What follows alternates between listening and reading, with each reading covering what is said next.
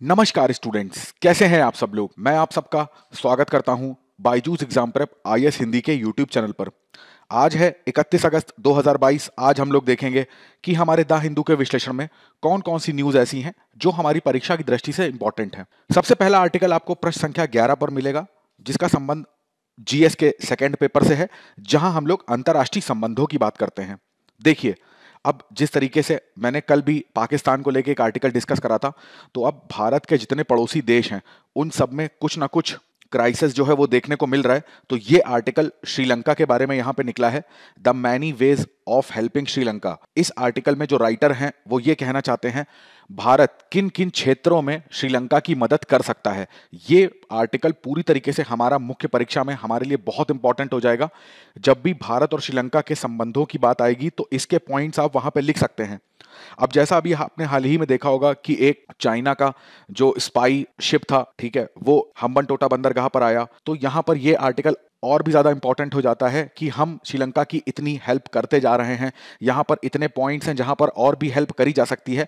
उसके बाद श्रीलंका को यह सोचना चाहिए कि उसको अपनी विदेश नीति बनाते समय अपने पड़ोसी देश या उस देश का ध्यान जरूर रखना चाहिए जो हर संभव मदद उसकी करता है। अब देखिए, यहां पर आर्टिकल जो है वो दो उदाहरणों से स्टार्ट करते हैं। दो व्यक्ति हैं श्रीलंका के अंदर। एक व्यक्ति है, उसका नाम है चमल। ये वहां पर जैसे अपने देश में बैटरी ऑपरेटेड रिक्शा होते हैं, ऐसे ही वहां पर ये व्हीकल चलाता है जो बैटरी से चलते हैं। तो ये धन्यवाद करता है भारत सरकार को कि भारत सरकार ने इतने आर्थिक संकट में जिस तरीके से यहां पर श्रीलंका को मदद करी है, उससे इसकी जीविका पर कोई फर्क नहीं पड़ा। जाहिर सी बात है, बैटरी के संदर्भ में या ऑटोमोबाइल के संदर्भ में भारत की तरफ से श्रीलंका को मदद करी गई है। दूसरा, यहां पर एक किसान राइटर को बताता है कि वो रहता कहां पर है। वो रहता है युवा प्रांत पर। प्रोविंस का नाम है युवा, ठीक है।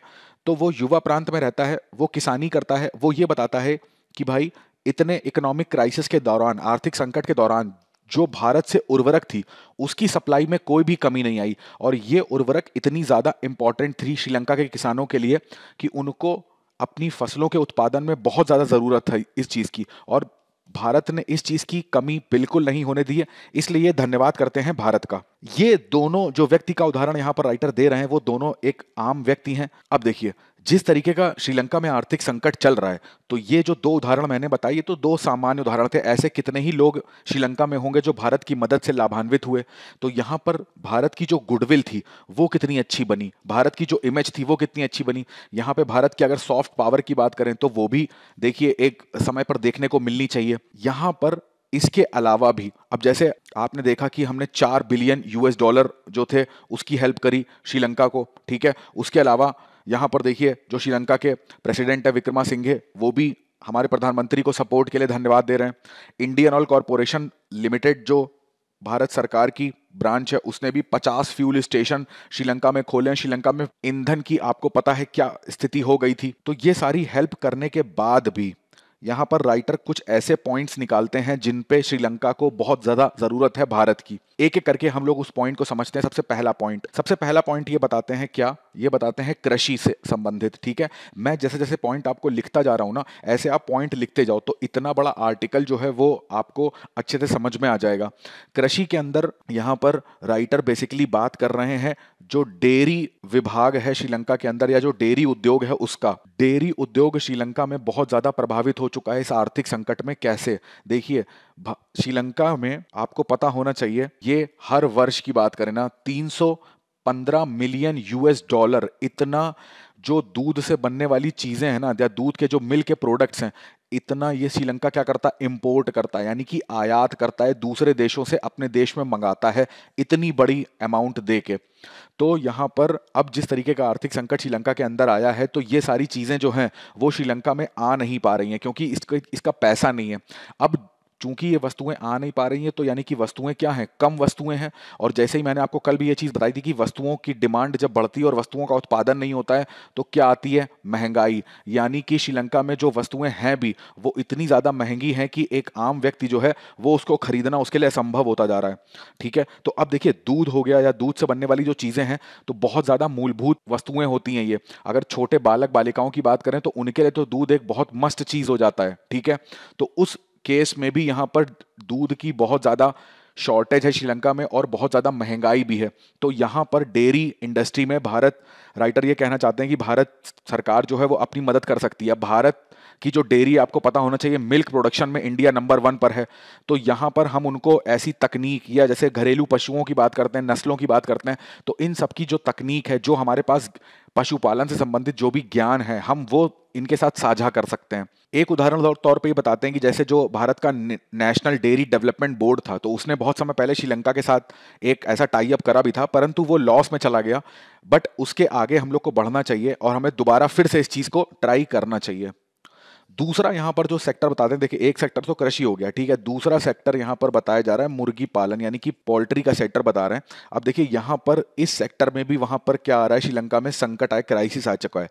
कैसा, देखो यहाँ मुर्गी पालन में यहाँ पे ये बताया जा रहा है, जैसे मुर्गी का कोई भी फॉर्म होता है ना, तो उस फॉर्म में मुर्गी को खिलाने के लिए इनको चाहिए होता है खाद्यान्न, जो मुर्गी खाती है, ठीक है। तो ये जो खाद्यान्न है, इसकी कमी हो गई है, इसकी शॉर्टेज हो गई है। अब खाद्यान्न में मुख्यतः किस चीज़ के, मक्के की बात करी जा रही है यहाँ पर, जो उदाहरण लिया गया है। तो मक्के की शॉर्टेज हो गई है। अब जो मक्का बचा है वो काफ़ी ज़्यादा महंगा है।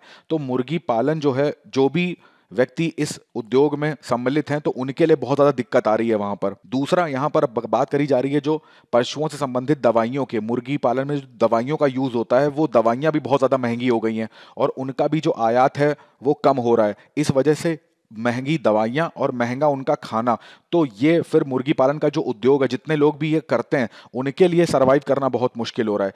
तो यहाँ पर राइटर बताते हैं कि भारत सरकार को अपनी ये सारी जो ज्ञान है वो उनके साथ साझा करना चाहिए, पशुपालन का, मुर्गी पालन का, मत्स्य पालन का, ऐसे जो भी पशुपालन हो सकते हैं, तो उन सब में भारत सरकार अपना जो ज्ञान है वो शेयर कर सकती है श्रीलंका के साथ। और यहाँ पर रही दवाइयों की बात, मक्के की बात, तो यहाँ पे इसकी भी ज़रूरत भारत सरकार द्वारा पूरी करी जा सकती है। तीसरा यहाँ पर पॉइंट बताते हैं कृषि उपकरण से संबंधित। एक तो कृषि की बात हो गई, दूसरा कृषि उपकरण। तो ऐसा बताया जा रहा है कृषि उपकरण में भी हम लोग श्रीलंका की हेल्प कर सकते हैं। ट्रैक्टर वगैरह हो गया, या फिर और जो कृषि में उपकरण लगते हैं, थ्रेसर वगैरह, उनको भी हम यहाँ से निर्यात कर सकते हैं श्रीलंका को, या उनको जो बनाने में हमारे पास जो तकनीक है, हम वो शेयर कर सकते हैं।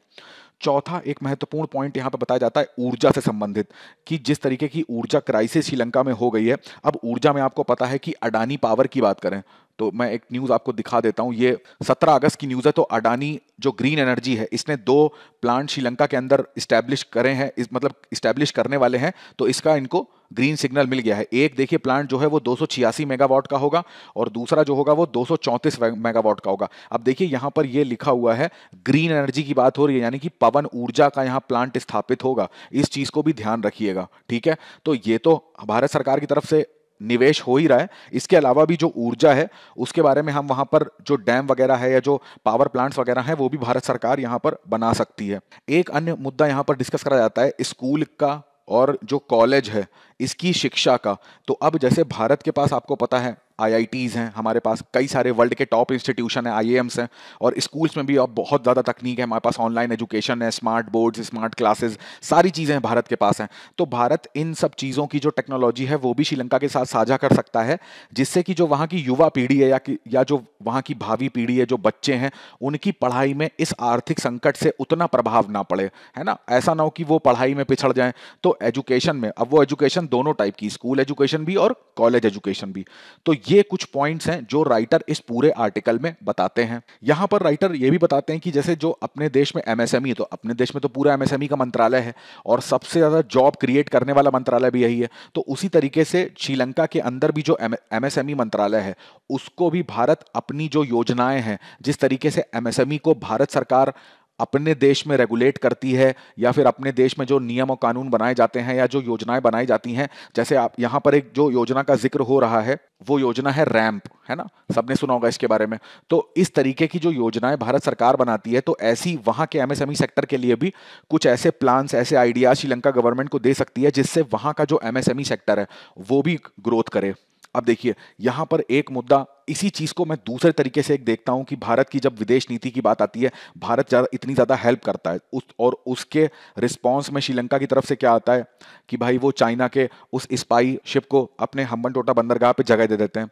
हाँ, हालांकि उसके पीछे भी श्रीलंका का जो एक डर है वो सामने आता है, वो जो दिख रहा है कि भाई श्रीलंका के ऊपर 12 बिलियन US डॉलर का जो ऋण है चाइना का, तो वो एक बहुत बड़ा अमाउंट है, परंतु श्रीलंका को अब ये सोचना चाहिए कि अब उसका सर्वोत्तम हितैषी कौन है, ठीक है, इस चीज को देखना चाहिए। तो यहां पर इस चीज के साथ जोड़ के भी आप इस आर्टिकल को देख सकते हैं कि भारत की जो विदेश नीति और श्रीलंका की विदेश नीति है, उसमें एक सबसे बड़ा जो रोड़ा है वो है जो श्रीलंका ने पहले क्या कर दिया है, जो कर्ज ले लिया है चाइना से। परंतु अब कम से कम श्रीलंका जो है उस चीज को अपनी आंखें खोल के देख सकता है कि उसके लिए कौन ज्यादा आवश्यक है।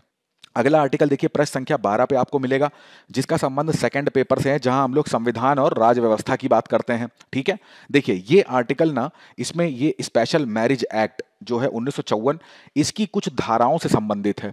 इसमें राइटर ये बताते हैं कि सुप्रीम कोर्ट में इस अधिनियम, इस कानून को चैलेंज करा गया, और चैलेंज करने का मतलब था कि इसके अंदर कुछ धाराएं थी, उनको चैलेंज करा गया। बेसिकली जो सेक्शन यहां पर आप देख रहे हो, 6 से 10 जो सेक्शन है, धाराएं हैं इस स्पेशल मैरिज एक्ट 1954 की, इसको बेसिकली यहां पर चैलेंज किया गया है। चलिए इसके बारे में जान लेते हैं बेसिक से। तो पहले तो आपको एक बार ये समझ में आना चाहिए कि ये जो 1954 का बेसिक एक्ट था, तो ये बेसिक एक्ट बेसिकली बनाया क्यों गया था। तो इसके 2 पॉइंट बस याद रखिएगा, पूरा एक्ट आप कभी नहीं भूलेंगे। देखिए एक तो है अंतर धार्मिक, का मतलब है जो इंटर रिलीजन मैरिज होती हैं। दूसरा अंतर जाति का मतलब है जो इंटर कास्ट होती है, ठीक है, एक कास्ट दूसरी कास्ट में कर लेती है, या एक धर्म से दूसरे धर्म में जो विवाह करा जाता है, तो उसको मान्यता प्रदान करने के लिए ये एक्ट बनाया गया। अब यहां पर ये सारी चीजें इसमें शामिल होती हैं, इतने धर्म इसमें शामिल करे गए हैं, ठीक है। जो केवल भारतीय नागरिक नहीं, जो विदेशों में रहने वाले भारतीय नागरिक होते हैं, उनके ऊपर भी यही एक्ट लागू होता है। ये तो इसका बेसिक हो गया। अब देखिए यहां पर है क्या, जो अधिनियम में मुख्य धाराओं में चुनौती दी गई है, वो हमारे लिए इंपॉर्टेंट है जानना। अब देखिए इसमें से आपके प्री प्लस मेंस दोनों में क्वेश्चन बन सकते हैं।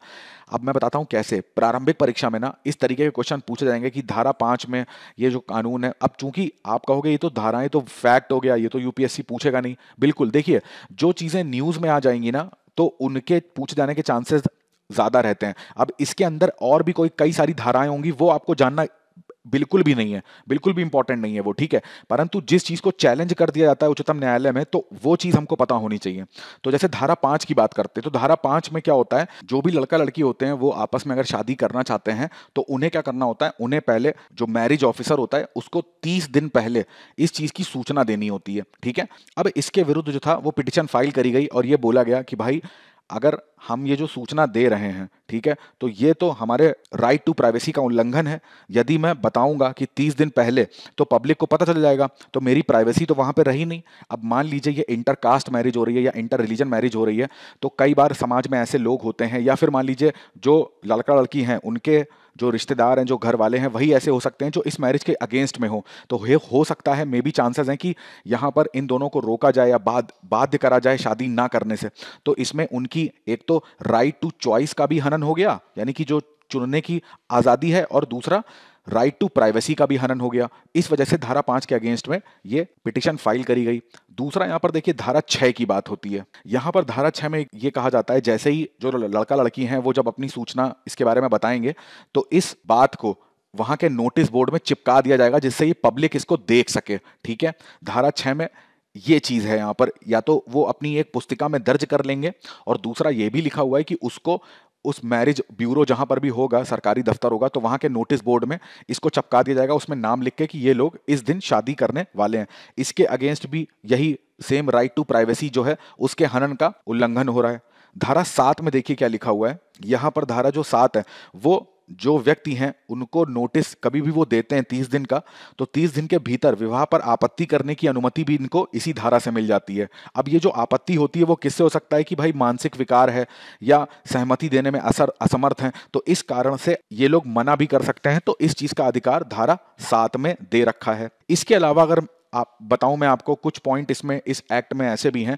बात करी जाती है ना कि 30 दिन पहले बताना होगा, ये तो आपको समझ में आ ही गया। दूसरा इसमें एक ये भी पॉइंट है कि जहां पर जैसे मान लीजिए एक एक्स है और एक वाई है, ठीक है, एक व्यक्ति है वो एक्स राज्य का है, एक जो महिला है वो वाई राज्य की है, तो यहां पर इस एक्ट में ये भी लिखा हुआ है कि अपने जहां पर भी वो जहां के रेजिडेंस है, जहां पर उनका निवास स्थान है, उस कोर्ट में ही अप्लाई कर सकते हैं, उस मैरिज ब्यूरो में ही ये लोग अप्लाई कर सकते हैं शादी के लिए, ठीक है। अब मान लो उदाहरण के तौर पर एक उदाहरण ले लेता हूं कि मान लीजिए ये यूपी की बात कर रहे हैं, ये दिल्ली की बात कर रहे हैं, तो या तो ये दोनों यूपी में कोर्ट में कर सकते हैं या फिर ये दिल्ली के कोर्ट में कर सकते हैं।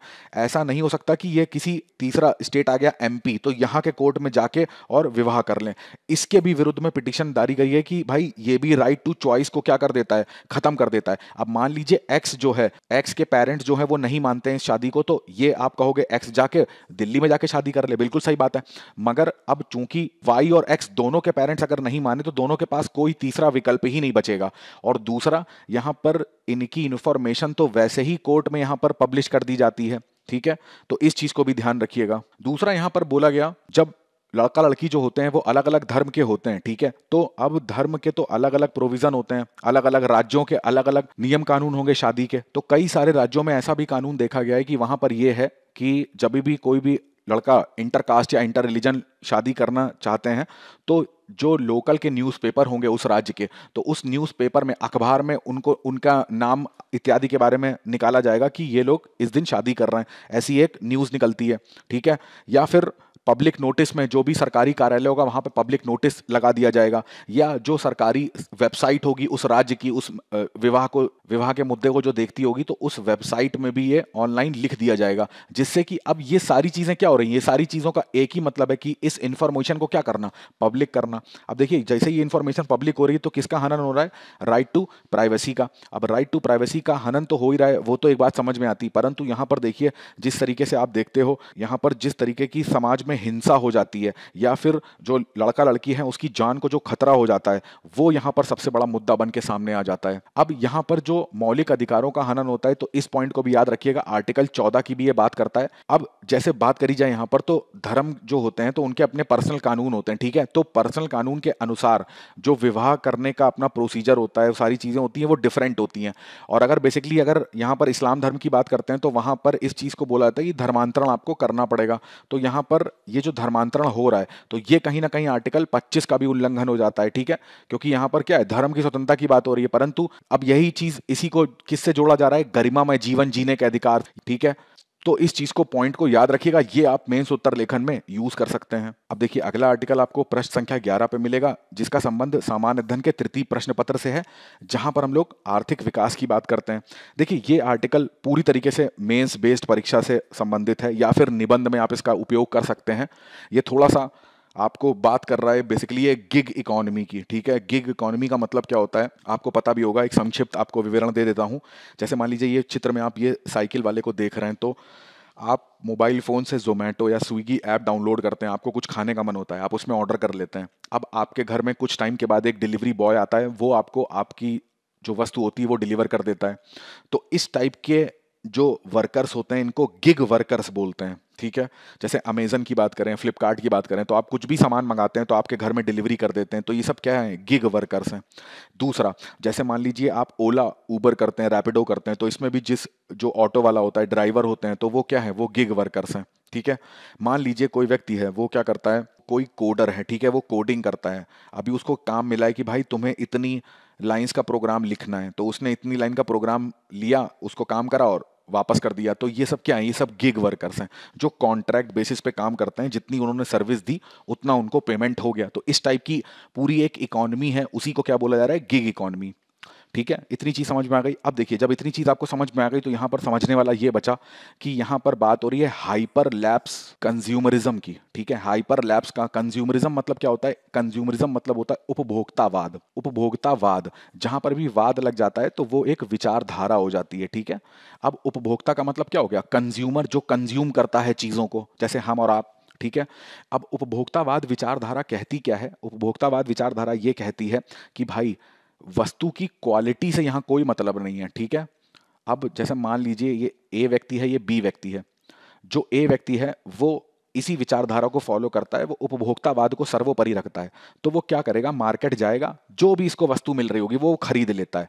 इसका मेन फोकस है कि मेरे पास जो वस्तुएं हैं वो अधिक होनी चाहिए, ठीक है, बी से अधिक होनी चाहिए, ताकि हम समाज में हम बोल सकें मेरे पास 10 कार हैं, मेरे पास 5 टीवी हैं, 6 एसी हैं, 10 फ्रिज हैं, और भले ही उनकी क्वालिटी जो है वो कैसी भी हो उससे फर्क नहीं पड़ता। जबकि जो बी व्यक्ति है वो क्या करता है, वो बेसिकली क्वालिटी पे फोकस करता है। तो बी व्यक्ति जो है वो उपभोक्तावाद को फॉलो नहीं करता, ए व्यक्ति उपभोक्तावाद को फॉलो करता है।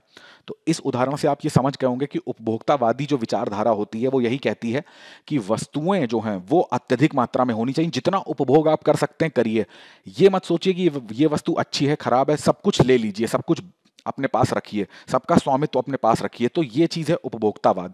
तो यहाँ पर ये बात करी जा रही है हाइपर लैब्स की। देखिए ये उदाहरण स्टार्ट होता है आर्टिकल यहाँ से औद्योगिक क्रांति से, ठीक है। औद्योगिक क्रांति में राइटर बताते हैं औद्योगिक क्रांति में हुआ क्या। हर घर में एक नई कंपनी लगी थी। क्रांति इसको नाम क्यों दे रहे हैं? औद्योगिक का मतलब क्या है? इंडस्ट्री लगना, उद्योग लगना। और क्रांति आना, क्रांति तो किसी ऐसी चीज़ को बोलते हैं कि बहुत समय पहले से कोई चीज़, एक विचारधारा चली आ रही है, एक सिस्टम चला आ रहा है, उसको एकदम से अपोजिट हो जाना, बदल देना। तो यहाँ पर भी वही हो रहा है, ठीक है। अब ये क्रांति क्या हो रही है, इससे क्या हो रहा है, हर घर में इंग्लैंड में फैक्ट्री लगी हुई है, हर घर में कुछ ना कुछ प्रोडक्ट बन रहा है। तो जब ये बन रहा है तो इसका मतलब है जो वस्तुएं हैं वो बहुत ज़्यादा, वस्तुओं का जो उत्पादन है वो अत्यधिक मात्रा में हो रहा है। जब वस्तुओं का उत्पादन अधिक अत्यधिक मात्रा में होगा तो उसका उपभोग भी अत्यधिक होगा, तभी तो वस्तुएं बनाई जा रही हैं। अगर आप पार्ले जी बिस्किट खाना बंद कर देंगे तो पार्ले जी बिस्किट बनना बंद हो जाएगा, ठीक है। तो इसी तरीके से उपभोग जो है वो बहुत सारा हो रहा है, बहुत अधिक उपभोग हो रहा है। अब यहाँ पर क्या है, दो टाइप के लोग यहाँ पर आते हैं। एक तो वो होते हैं जो क्या करेंगे, जो कहेंगे कि संपत्ति का अर्जन करो, जितनी संपत्ति बना सकते हो उतनी संपत्ति अर्जित करो। दूसरे टाइप के जो व्यक्ति होंगे वो ये कहेंगे कि भाई हम जितना मिला है उतने में ही खुश हैं। तो ये दोनों देखो एक अपोजिट विचारधाराएं हैं, ठीक है। अब यहाँ पर जब ये दोनों अपोजिट विचारधाराएं, तो ये कौन से काल की बात हो रही है? ये बात हो रही है जब औद्योगिक क्रांति चल रही है। अब इसके बाद क्या हुआ, इसके बाद जिस तरीके का तकनीक और विज्ञान में इसमें एक क्रांति आई, और इसकी क्रांति का मतलब है कि पहले वही चीज बात है कि आज क्या है, आज सबके पास एक मोबाइल फोन है। किसी जमाने में मोबाइल फोन रखना एक मतलब बहुत एलीट क्लास समझा जाता, एक बहुत आम इंसान के लिए असंभव सी चीज थी। अब मोबाइल जब सबके पास है, और उस मोबाइल में दूसरी सबसे उपयोगी चीज क्या आ गई है, इंटरनेट। और इंटरनेट कितना सस्ता है तो हर व्यक्ति इसको यूज करता है। यहां पर राइटर ये बताते हैं जब कोविड आ गया, ठीक है, कोविड के बाद अब लोगों की ना थोड़ी सी मानसिकता में चेंज आया। वो क्या चेंज था? वो ये चेंज था कि अब उन्होंने ना थोड़ा सा जो शॉपिंग होती है या थोड़ी सी जो खरीदारी होती है इसको कम करा। कम करने का मतलब ये है कि पहले व्यक्ति मार्केट जाता था, ठीक है, मार्केट, अब घर से कुछ खरीदने अगर आप निकलोगे तो थोड़ी दूर पे मार्केट होगा, आप यहाँ पे जाओगे अपना समय खर्च करके, अपना ईंधन खर्च करके, तो यहाँ से कुछ ना कुछ आपको खरीद के लाना होगा। अब क्या है, व्यक्ति क्या करता है कि घर में उसके पास इंटरनेट है, ठीक है, प्लस मोबाइल है, और इसके साथ ही साथ बहुत सारी जो ई कॉमर्स की एप्लीकेशन है, जैसे बात करी जा रही है अमेजॉन है, ठीक है, फ्लिपकार्ट है। तो व्यक्ति क्या करता है, घर में बैठा या लेटा हुआ है, उसने मोबाइल में अपने अमेजॉन का ऐप खोला, उसमें खूब सारी चीज़ें उसने चेक करी। अब वो घर में बैठे बैठे काम कर रहा है, तो ना ही उसका कोई पैसा खर्चा हो रहा है, ना ही उसका कोई ईंधन खर्चा हो रहा है। तो वो चाहेगा तो लेगा, नहीं चाहेगा तो नहीं लेगा। अब यदि उसको ज़रूरत भी है ना, तो वो यहीं से ऑर्डर करेगा और घर पे ही सामान उसको डिलीवर हो जाएगा। तो उसको अपने घर से निकलने की ज़रूरत ही नहीं पड़ी। अब चूंकि कोविड-19 से इतना डर हो गया था कि भाई बाहर मत निकलो, है ना, और सही भी बात थी। तो यहाँ पर इन सब चीज़ों का यूज़ इतना ज़्यादा बढ़ चुका है कि व्यक्ति जो है वो अब किस चीज़ का आदी हो गया है, वो आदी हो गया है ऑनलाइन शॉपिंग का। हमको कोई चीज़ बहुत समय तक मिलती रहती है ना, तो हमारा उससे मन भर जाता है। अब हम चाहते हैं कि और उसमें नया क्या कर सकते हैं। तो एक समय ऑनलाइन शॉपिंग भी एक सपना था, घर बैठे सामान मंगा लेना। आज हम घर बैठे सामान आता है। अब घर बैठे सामान ऑनलाइन शॉपिंग के एक स्टेप आगे यहाँ पे राइटर बात करते हैं, वो क्या है कि घर का जो ग्रोसरी का सामान होता है ना, वो भी क्या हो रहा है, कुछ भी आपको एक पैकेट दूध का पैकेट मंगाना है तो वो भी आप ऑनलाइन मंगा रहे हैं, उसके लिए भी आपको घर से निकलना नहीं पड़ रहा है। मतलब 30 रुपए का, 50 रुपए का जो एक दूध का पैकेट है वो भी आपके घर में आ रहा है। और अब पहले आप ऑनलाइन शॉपिंग करते थे तो उसमें आता होता था कि 3 दिन 4 दिन के बाद, अब यहाँ पर आता है कितना, बोल दिया जाता है कि 10 से 15 मिनट में आपके यहाँ सामान आ जाएगा। अगर आप 500 से ऊपर का सामान ऑर्डर करते हैं, 100 रुपए से ऊपर का ऑर्डर करते हैं, तो इस तरीके की तकनीक अब आने लग गई है। यानी कि जो कंपनीज हैं उनका जो लॉजिस्टिक है, लॉजिस्टिक का मतलब होता है जिस तरीके का उनका परिवहन है, ठीक है, उसको कंपनियों ने बहुत ज्यादा स्ट्रांग कर दिया है। क्यों? क्योंकि जो कस्टमर है ना उसकी मानसिकता बदल गई है। माइंडफुल लिखा हुआ है ना, उसकी मानसिकता बदल गई। अब उसे त्वरित चाहिए। अब वो क्या करेगा ना, ऐसा नहीं है कि सामान खत्म होने वाला है तो उसने 3 दिन पहले ऑर्डर करा, नहीं, अब वो इंतजार करेगा जब उसका सामान खत्म हो जाएगा ना, तब वो सडनली ऑर्डर करेगा और 10 से 15 मिनट में उसके घर में सामान डिलीवर हो जाएगा। तो यहां पर ये चीज देखने को मिली, ठीक है, आधे घंटे में कोई सामान आ रहा है आपके यहाँ, सब्जियां चाहिए, फल चाहिए, हर चीज आपको घर में बैठे बैठे अवेलेबल है। तो उसमें यहाँ पर जब ये पॉलिसी आई ना 10 से 15 मिनट वाली, तो राइटर यहाँ पे कहते हैं इसका थोड़ा सा विरोध हुआ। विरोध इस सेंस में हुआ कि मान लीजिए जो डिलीवरी बॉय हैं, जो ये काम करते हैं, जो गिग वर्कर्स हैं, तो अब अगर कोई चीज़ 3 से 4 दिन में आती थी तो वो आराम से आती थी। अब अगर 10 से 15 मिनट में कोई कंपनी क्लेम कर रही है, तो इसके जो डिलीवरी बॉय होंगे, तो ऐसा तो नहीं कि वो परिवहन के नियमों का पालन नहीं करेंगे, यातायात के नियमों का, वो ऐसी मतलब रैश ड्राइविंग तो नहीं करेंगे जिससे दूसरे की भी जान पे खतरा आ जाए। तो हालांकि देखा गया ये चीजें चिंता का विषय जरूर थी, हालांकि है भी चिंता का विषय, परंतु इसमें इतना ज्यादा इसके जो नकारात्मक परिणाम थे वो देखने को मिले नहीं। तो यानी कि ये चीज भी क्या हुई, सक्सेस हुई। अब जब ये चीज आ गई ना, पॉलिसी आ गई, तो वहां पर जो कारीगर हैं या जो श्रमिक हैं, इनकी संख्या में बहुत ज्यादा, इनकी मांग में बहुत बढ़ोतरी हुई कि अब हर कंपनी को, अब देखो यहां मैंने क्या कहा, परिवहन को स्ट्रांग करा है, उन्होंने अपने लॉजिस्टिक टीम को स्ट्रांग करा है। तो लॉजिस्टिक टीम का मतलब यही कि एक कंपनी के अंदर मान लीजिए 5 व्यक्ति हैं, डिलीवरी बॉय हैं, ठीक है। अब 5 व्यक्ति अलग अलग ऑर्डर पे जाएंगे। अब मान लीजिए छठा ऑर्डर तुरंत कंपनी को आ जाएगा, तो कंपनी भेज ही नहीं पाएगी, तो कंपनी को लॉस हो रहा है। तो कंपनी क्या करेगी, हायरिंग करेगी और ज्यादा श्रमिक रखेगी। तो जितने ज्यादा श्रमिक रखेगी उतना ज्यादा प्रॉफिट वो कमा पाएगी। तो यहां पर राइटर बता रहे हैं कि जो गिग वर्कर्स है ना, तो अब इनके लिए भी इनका इकोनॉमी में योगदान बहुत अधिक होने लगा है। यहां पर एक उदाहरण के एक फैक्ट यहां पर राइटर बताते हैं, वो ये बताते हैं कि 2020 और 21 का डेटा है, 7.7 मिलियन वर्कर जो थे वो गिग इकोनॉमी में थे, जो पूरे अकाउंटिंग का 1.5% वर्क फोर्स है। यही एक आंकड़ा राइटर बताते हैं कि भाई अगर 2029-30 की बात करेंगे ना, तो यहां पर 7 मिलियन से 23 मिलियन यही आंकड़ा हो जाएगा, जो कि 4.1% होगा टोटल कार्यबल का। तो ये एक बहुत अच्छा यहां पर संकेत देखने को मिलता है। चूंकि इतने ज्यादा लोग, अगर इतने ज्यादा लोगों को रोजगार मिलेगा, तो जाहिर सी बात है इसका रिवर्स जो प्रॉफिट है वो देश को ही मिलेगा, देश की आर्थिक प्रगति को ही मिलेगा। तो ये चीज इस पूरे आर्टिकल का सार है। चलिए अब मुख्य परीक्षा अभ्यास प्रश्न पे नजर डालते हैं। सबसे पहला जो प्रश्न आ रहा है, 1954 के विशेष विवाह अधिनियम में विवादास्पद प्रावधान क्या है? कानून की समीक्षा की आवश्यकता क्यों है? विश्लेषण करना है। दूसरा प्रश्न, गिग इकोनॉमी से आप क्या समझते हैं? गिग इकोनॉमी द्वारा पेश किए गए लाभों और चुनौतियों, ये थोड़ा सा मैंने आपको नया एक यहां पर ऐड कर दिया है। मैं चाहता हूं कि आप इसको सर्च करके स्वयं लिखने की प्रैक्टिस जरूर करें, ठीक है। लाभों और चुनौतियों पर चर्चा करनी है। आज के द हिंदू आर्टिकल्स में इतने ही आर्टिकल्स इंपॉर्टेंट थे, और विविध न्यूज में इसलिए मैंने कवर नहीं करा क्योंकि इतने ज्यादा कोई इंपॉर्टेंट आर्टिकल्स उसमें आए नहीं थे। चलिए आज का मेरा प्रश्न आपसे ये रहेगा, अब मैं ये करा करूंगा, जितने हिंदू आर्टिकल्स में आपसे डिस्कशन करता हूं ना, मैं कोशिश करूंगा 2 से 3 दिन बाद मैं उन्हीं से प्रश्न आपसे पूछूंगा जो आपकी प्रारंभिक परीक्षा में पूछे जा सकते हैं, जिससे कि आपका रिवीजन भी होता रहेगा। तो आज का मेरा प्रश्न है CMF से। मैंने हाल ही में एक आर्टिकल के ऊपर इसमें चर्चा करी थी। इसका फुल फॉर्म होता है कंबाइंड मैरीटाइम फोर्स। जब हम लोगों ने पढ़ा था भारत और US के मैरीटाइम यानी कि समुद्री संबंधों के बारे में, उसमें इस संस्था का जिक्र आया था, ठीक है। आप कमेंट करके बताइएगा CMF क्या होता है, क्या भारत इसका सदस्य है। आज के सत्र में बस इतना ही। मैं आशा करता हूं आज का सत्र आपको अच्छा लगा होगा। मिलते हैं अगले सत्र में कुछ नए आर्टिकल्स के साथ। तब तक अपनी पढ़ाई करते रहिएगा, स्वस्थ रहिएगा, अपने माता पिता का ध्यान रखिएगा, और चैनल को लाइक शेयर और सब्सक्राइब करना बिल्कुल मत भूलिएगा। आप सभी का बहुत बहुत धन्यवाद।